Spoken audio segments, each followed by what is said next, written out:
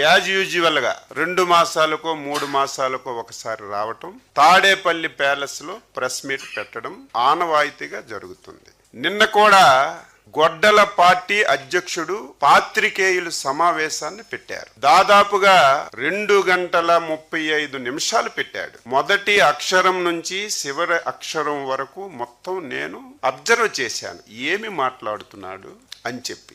ఆయన 2 సంవత్సరాల్లో ఎన్డీఏ ప్రభుత్వం చేసినటువంటి అభివృద్ధి పైన గాని, ప్రజలకు ఇచ్చినటువంటి హామీలు అమలు పరచలేనటువంటి విషయముల మీద గాని ఎక్కడ మాట్లాడలేదు. ఎందుకంటే 2 సంవత్సరాల్లో ఊహించని విధంగా అభివృద్ధిని, సంక్షేమాన్ని, పరిశ్రమల్ని ఈ రాష్ట్రానికి తీసుకొచ్చి అభివృద్ధి చేస్తున్నాం కాబట్టి దాని మీద ఎక్కడ కూడా మాట్లాడలేదు. మొత్తం మొదటి అక్షరం నుంచి చివరి అక్షరం వరకు పచ్చి అబద్ధాలు. నేను ఎప్పుడూ చెప్తాను, మళ్ళీ చెప్తున్నాను, ఆ పార్టీ పుట్టికే అబద్ధాల పైన పుట్టినటువంటి పార్టీ. ఫ్రస్ట్రేషన్ కి లోనయ్యాడు. చెప్పడానికి ఏదీ లేక చంద్రబాబు నాయుడు గారి మీద వ్యక్తిగత దోషణలు తీసుకెళ్లే కార్యక్రమాన్ని శ్రీకారం చుట్టారు. అది కూడా గుండెపోటుతో చచ్చిపోతారని, ఇదే చివరి ఎన్నికలని ఒకసారి నువ్వు తెలుసుకో.